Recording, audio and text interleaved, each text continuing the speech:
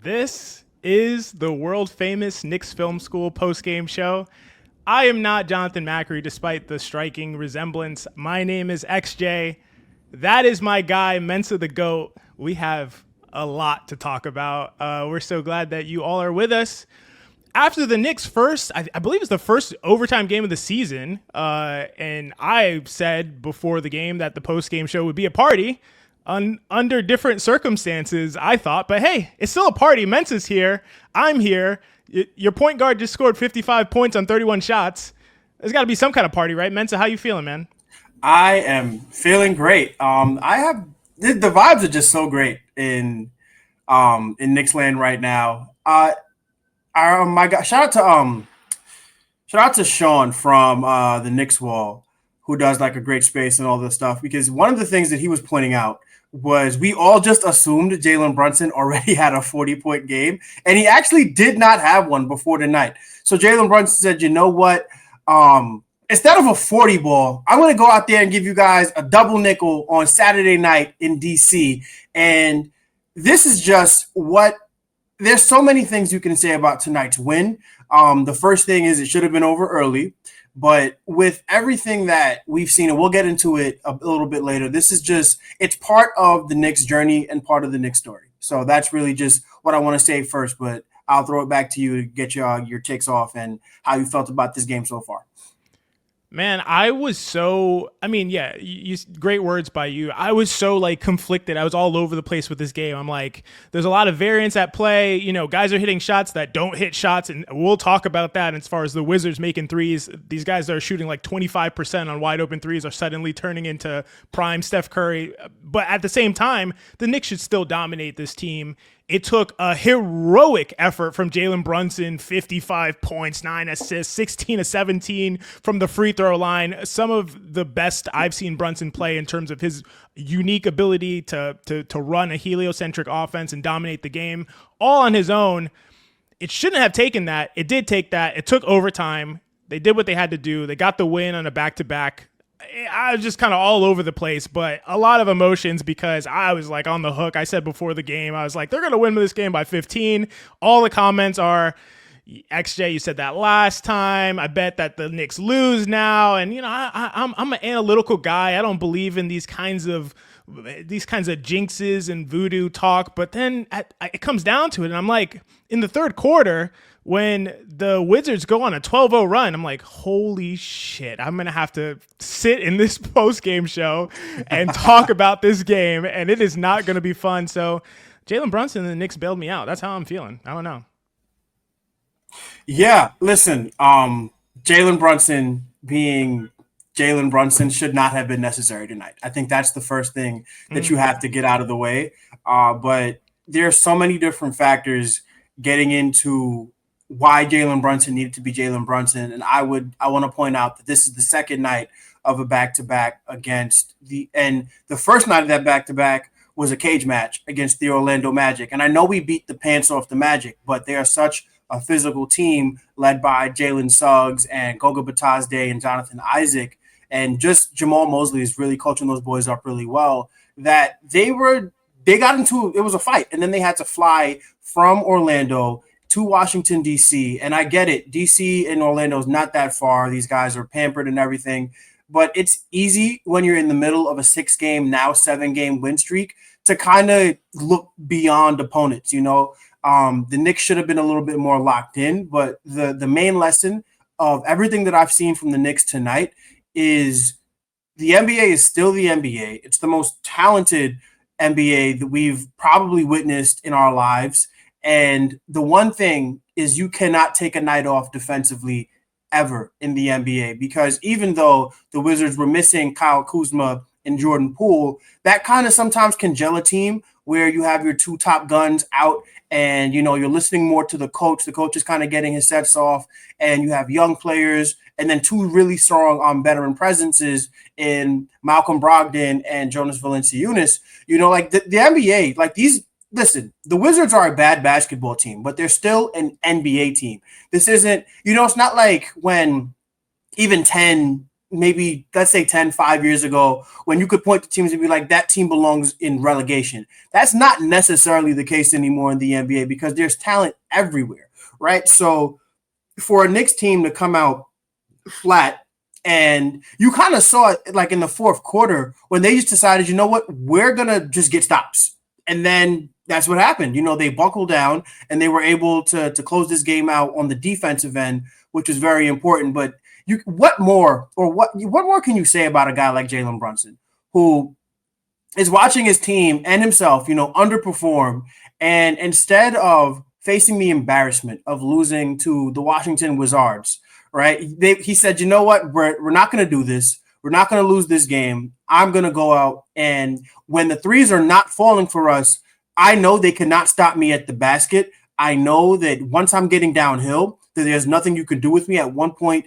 he took Malcolm Brogdon to the basket, and Malcolm Brogdon, it was like he was escorting him. There was nothing they could do with Jaylen Brunson tonight. And while that should not have been necessary, that is the reason you name a man a captain. That is the reason you pay him all the money you can at the time, because he did sign a max contract. He signed for every single dollar he could get when it was available to him. There's a reason why you go out and you do all the things you can to make a guy like Jaylen Brunson happy, to make him comfortable, because when your team is underperforming, you have a player in Jaylen Brunson who can lift you above the nonsense, above the all of the issues that the Knicks were facing tonight, whether it be fatigue, whether it be we just got beat up by Orlando, whether it be we don't take the Washington Wizards seriously. There's so many different things there. And Jaylen Brunson said, you know what? It doesn't matter if nobody else on the court right now is taking this game seriously. I'm going to take it seriously, and I'm going to take us home. So shout out to Jaylen Brunson for being Jaylen Brunson. And it is amazing that we get to live in the same era as him, because it's great to have a superstar that can take you home. It's like, how many times have we seen and I'll end the plane here. How many times have we been on the other end of the superstar coming into our building after our, upstart Knicks were playing great, and then James Harden comes and shuts the door, or LeBron James comes and shuts the door. Jaylen Brunson said, you know what, in DC tonight, I'm shutting the door. And that was just amazing to witness.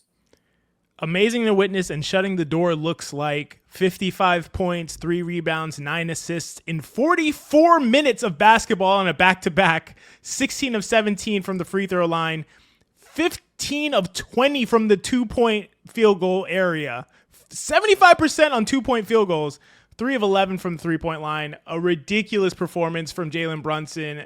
They literally needed every bit of it. Like you said, came out super flat. The defense was shaky.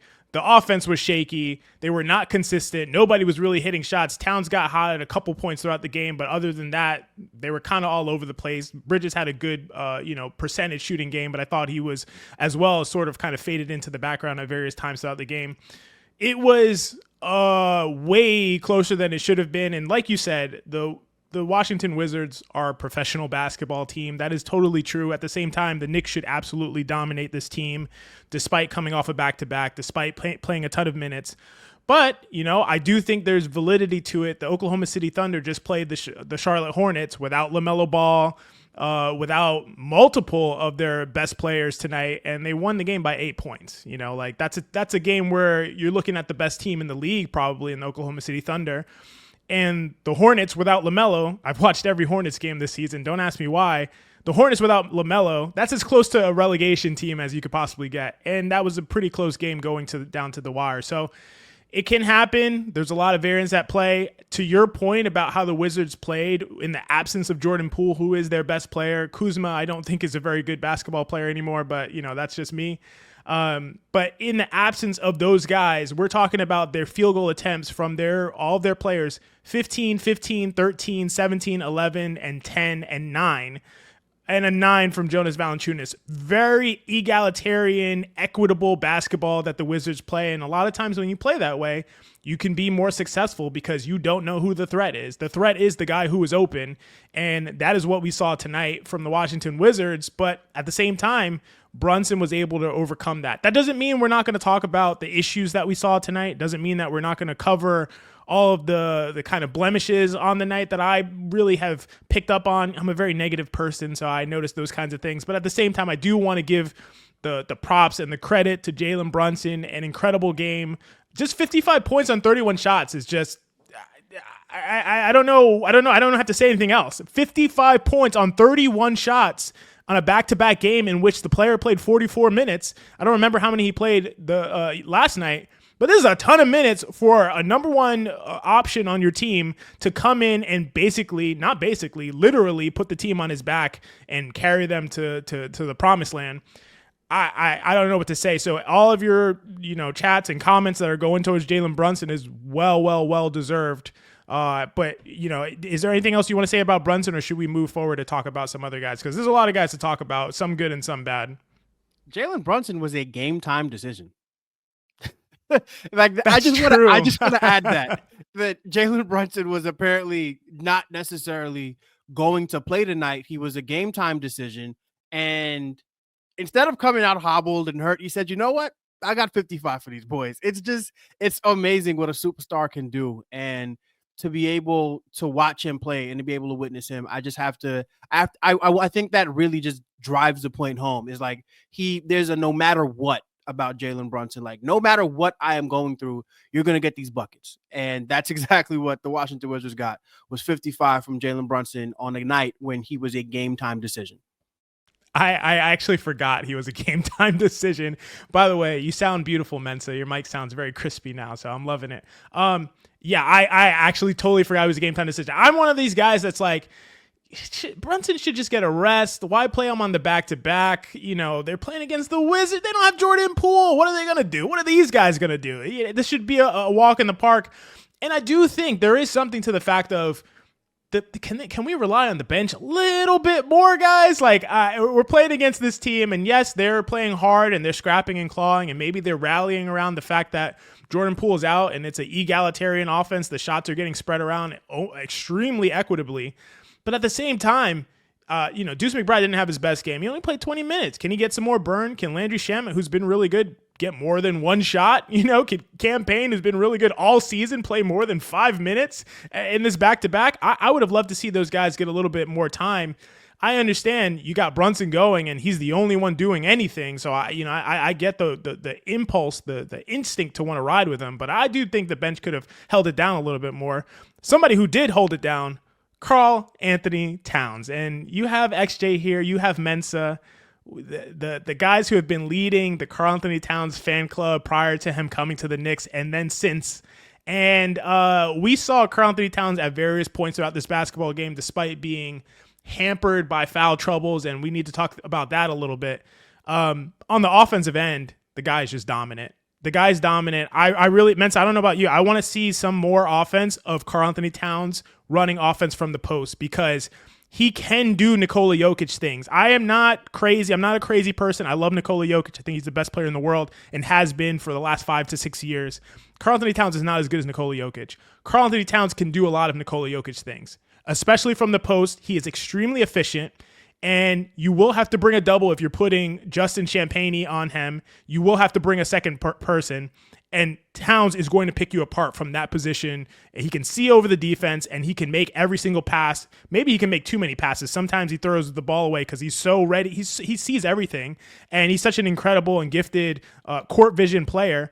But he's so good from that post area in terms of his ability to score and his passing out of there. And they ran offense through Towns at various points, and it looked amazing. Towns with 30 points, another 14 rebound night in almost 44 minutes on only 19 shots. A ridiculous performance from Towns that is gonna go unheralded. And, for fair reason, obviously Jaylen Brunson's going to steal the show, but Towns was incredible as well when he was in the game and wasn't dealing with foul troubles early on. Funny thing you mentioned Karl-Anthony Towns. Who could have thought that me and you doing a post-game show would have found a way to talk about Karl-Anthony Towns, who had a quiet 30 points on 19 shots.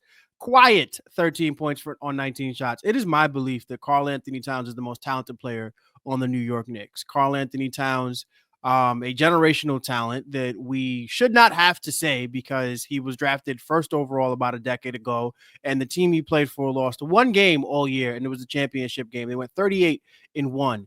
That is what Karl-Anthony Towns did as a prospect, and the way his career has kind of gone across. He was averaging 25 and 12 his second year. Jimmy Butler and the Minnesota Timberwolves just ended up doing Jimmy Butler and Minnesota Timberwolves things, and now we forget that Karl-Anthony Towns is this gifted human being who, like you're saying, can do Nikola Jokic things. He is not Nikola Jokic because nobody in the history of the world is Nikola Jokic other than Nikola Jokic. But we saw last year when Nick Nurse got the job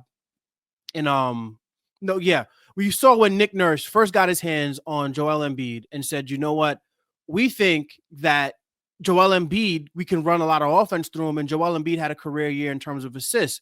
The same thing it's not that Joel Embiid is Nikola Jokic, because he's not. Nobody is. But when you have gifted offensive centers, they're taller than everybody, and they can either pass the ball or they're automatic from that mid-post area. There is nothing a defense can do once they have the ball there. And I think that it would be in the Knicks' best interest to allow Karl-Anthony Towns to do more with the basketball, right? And this is obviously theoretical, not necessarily about what we saw tonight, Knicks Wizards, but what Karl-Anthony Towns gave us, I think, was essential because, look, at the end of the day, him and Jaylen Brunson, they combined to score 85 points. Jaylen Brunson had 55, Karl-Anthony Towns had 30, and Karl Towns did it on 13 shots, 2 of 5 from the three-point line. It was just great basketball from Karl Towns, right? And the 3 assists could be, if the Knicks gave him more, could be up to that 5 and 6 assists because he has that passing gift. He has the potential to do it.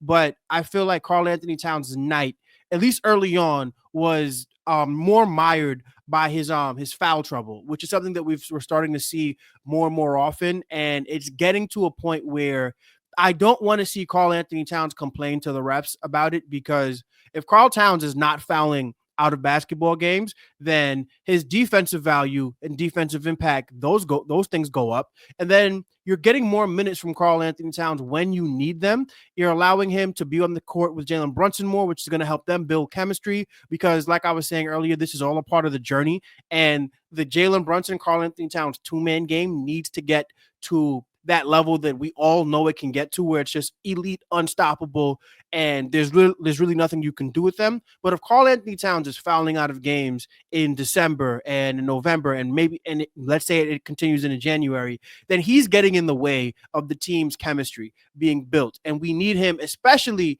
in this part of the season, this is where you want to be building your good habits, because when it comes to playoff time, and I've noticed that Karl-Anthony Towns in physical games, like especially against the Orlando Magic, he gets into foul trouble. The playoffs are just going to be more physical basketball. So we need Karl-Anthony Towns to lock in, because he's giving you 30 and 14 when he's getting into early foul trouble. Imagine what he can do when he's more poised on the defensive end, not getting himself into foul trouble. And I just feel like it'll come. I believe in the guy. I know he's been like foul prone throughout his entire career, but something about these Knicks, this Jaylen Brunson led Knicks, leads me to believe that we're going to get the best out of Karl-Anthony Towns. But we saw it again tonight, and it could have cost the Knicks if Jaylen Brunson wasn't excellent. It really could have cost the Knicks big time. Towns with 4 fouls tonight in the last 4 or 5 games before tonight. 4 fouls, 5 fouls, 6 fouls he fouled out, and 5 fouls. That's a lot of fouling from Karl-Anthony Towns. We definitely need to have him clean that up, because the Knicks need him on the court. They just need him on the court. He makes everyone around him better, and we saw that tonight. A lot of Brunson's scoring was actually allowed by Towns spacing. We can't forget that. Brunson was able to take, like you said, kind of have a chaperone, an escort to the basket by Malcolm Brogdon and a bunch of other Wizards defenders, partially because they couldn't leave Towns on the perimeter, and they were just going to live with Brunson cooking them in isolation. And Brunson did his job, and that ability was made possible by Karl-Anthony Towns being able to space, something that he brings uniquely to the game that no other 5 in the NBA really does.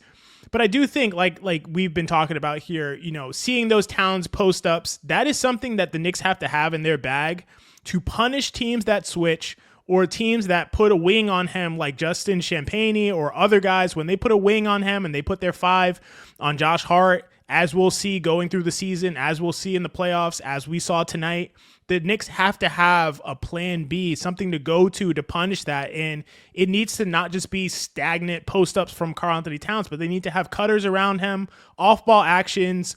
Often, and we saw it tonight, he's scoring in a crowd. Like when he's posting up and he's scoring inside, it's like guys are surrounding him. and he's able to do it because he's so talented and he's so gifted and his touch is so good. And when he gets close to the basket, it's almost impossible to stop him. But at the same time, imagine how much more effective that'd be with guys cutting around him and seeing some more of those off-ball actions. So I do think that's something we'll see the Knicks start to introduce as the season moves on, because they will have to go to that option when the Jaylen Brunson show is not able to just take off like it did tonight. But until then, we do have that option of Jaylen Brunson just taking over the game. Aside from Brunson, aside from Towns, those are the two big dogs. Those are the guys who stole the show tonight, who were the most important players to the Knicks win. I think Josh Hart and Mikal Bridges both did a lot of good things tonight. Both were, I feel, not entirely present throughout the game. And I say that only figuratively because Mikal Bridges was almost present literally throughout the entire game. He played almost 47 minutes tonight. I did not make a mistake. On a back-to-back, Mikal Bridges played almost 47 minutes in a regular season NBA game in late December. But he hit his shots, 8 of 14 from the field. He hit a bunch of corner threes that were very important to kind of stopping runs. And I thought he played solid defense. He seemed a little in and out at times. I thought Josh Hart was in and out, also defensively, a little spacey at times, off ball. But I guess that is to be expected to some extent on the back-to-back like we talked about. At the same time, I do think, part of Tibbs' value that we talk about is that he has these guys always prepared for every game. They did need to lock in a little bit more. What do you think about the performances from Josh Hart and Mikal Bridges throughout the night? I feel like Josh Hart and Mikal Bridges show you, I don't know. I feel like this team shows you why it was constructed the way it was constructed, not just from a talent standpoint, but from a character standpoint. You never saw Josh Hart and Mikal Bridges, you never saw them get, the moment was never too big for them. And there was just an overall poise about the way they were playing. Mikal Bridges got a little frustrated towards the end with guarding Malcolm Brogdon because he was kind of hooking him and doing, wily veteran stuff that he didn't quite appreciate. But other than that, it felt like they were always locked in. It felt like watching them play, whether or not they were, hold on. I just want to pull the numbers up really quickly. Yeah, so Josh Hart gave you 38 minutes. He had 13, 11, and 7 regular Josh Hart stuff at this point. And then Mikal Bridges had 21, 3, and 3 with 3 steals, which is kind of, par for the course for him as far as his per game averages go. They were what you could expect them to be every night. And it's important to have players like that, even when they're not at the top of their games. Just last night, we saw a much better Josh Hart game. And just 2 games ago, we saw an excellent Mikal Bridges game, but you're betting on them being who they are in the average. And an average night Saturday in Washington, D.C. against a 5-win Wizards team, they weren't excellent, but they didn't sink you either. And we know, because we've seen this team with younger players as recently as last year, where guys would sink you, where RJ Barrett would go into Utah and play a stinker of a basketball game. We're all mad at Tom Thibodeau for subbing quickly out and putting RJ Barrett in, right? Things like that don't necessarily happen anymore. And it's not because, and again, this is not about talent that I'm talking about here. This is not about fit. This is just about poise and character.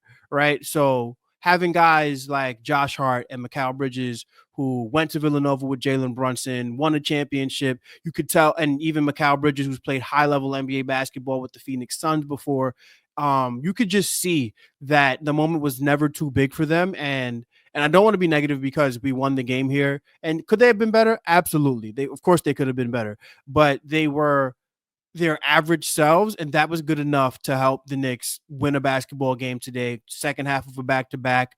Their 13th win in December. They are now 13-2 in the month of. I'm sorry, no, they're 11-2 in the month of December. They played 13 games and they've won 11. That's where the number 13 came from. But yes, the Knicks are 11-2, winning 7 straight, and it's because when they're not playing their best basketball, the character that they have in the room is still good enough to get you over the hump.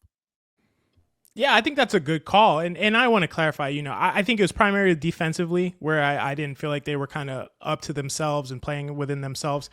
Offensively, they were solid. They were very good. Bridges was hitting his shots. He got to his mid-range bag like he always does. Hit, like I said, hit big corner threes. Josh didn't hit any threes tonight, so that was one thing. They were leaving him open. But he did score and did get huge rebounds at the end of the game, as we would expect. So, like you said, they were definitely they battled. They absolutely battled. I think they could have locked in earlier defensively. And that does bring me to probably going to be my most negative spin on the game. So bear with me before we kind of switch over to Super Chats. This is the last thing I want to talk about. OG Anunoby, I didn't think was good tonight. I thought, and it wasn't just his shooting. It wasn't just him not making shots. Defensively, it was kind of surprising, honestly. And I don't know what the approach was for the Knicks against this Wizards team that started out the game attacking the paint, trying to get inside, scoring pretty well inside and pretty frequently.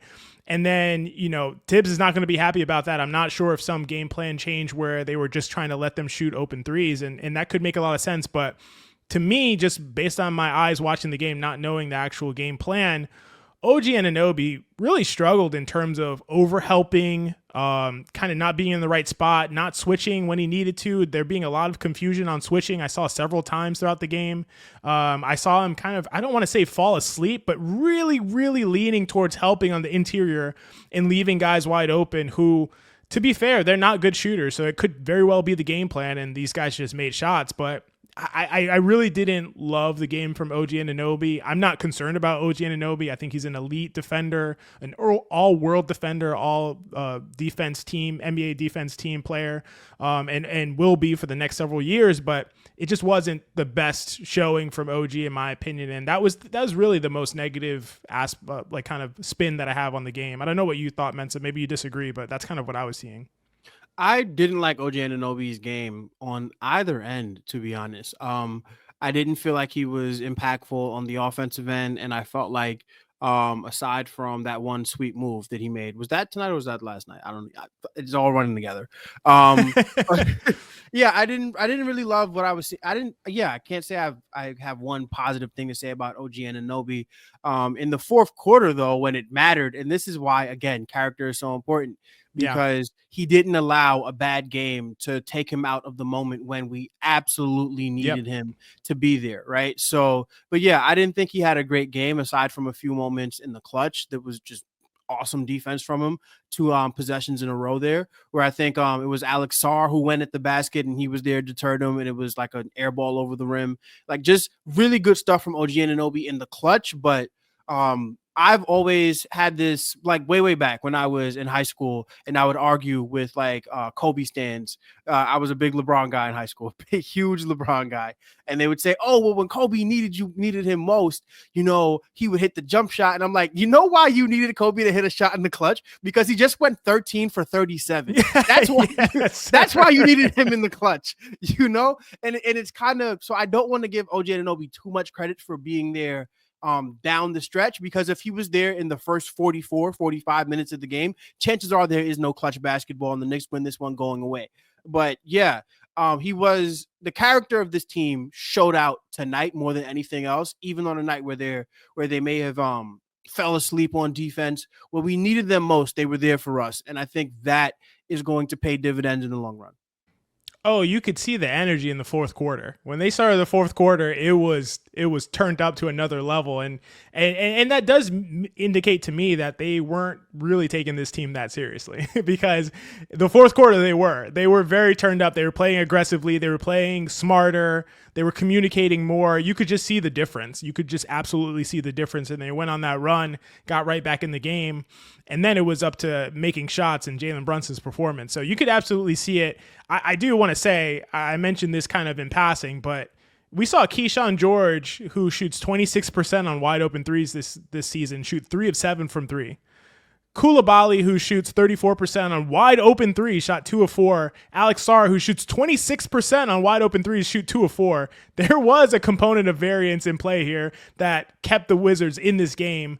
Champagnie had a good game. I think he is a very good basketball player. I think he hasn't played that much. He's been injured at times.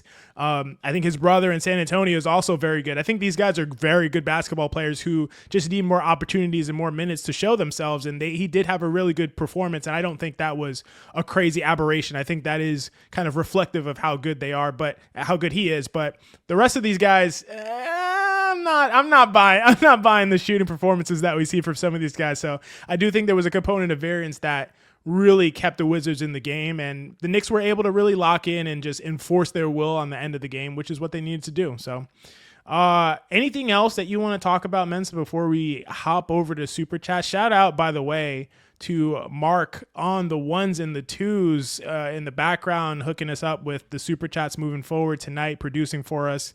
Anything else you want to talk about, Mensa, before we jump over? Yeah, I want to be clear. It definitely was shooting variance, but again, it is the NBA, and when you let a team, get open shots, and when you let a team get hot, the way we let a guy like Champagnie get hot tonight, you kind of lean into giving them, shots that they probably don't get on other nights. So I would say, yeah, definitely shooting variance, but even with the shooting variance, the Knicks should have been better on defense. So I agree with 100%. you. But there's also that, there's a lot of different things playing there. 100%. Trust me, it is not an excuse for the Knicks. I do think that is part of the story, not the whole story. I do think Justin Champagnie is very good. I don't think he's 13 of 15 from the field, 5 of 6 from 3, 10 rebounds in 44 minutes good. I don't think he's that good. So, I do think there was a lot of various things going on, but the Wizards did play well and they made big shots, as well as Malcolm Brogdon, as well as Bub Carrington, who looks like a really good prospect right now. So, and Bilal Koulibaly, who I think is going to be really good on both ends of the court. Honestly, he showed a lot to me this season so far. He's very young. And yeah, so they got guys that are going to scrap and claw, and they played pretty solidly. But yeah, the Knicks are just overwhelmingly have more talent than they do. So in those cases, even with variance, you would expect the Knicks maybe to win by 10, as opposed to 15. But the Knicks pulled it out. Jaylen Brunson did what he had to do, and we move forward.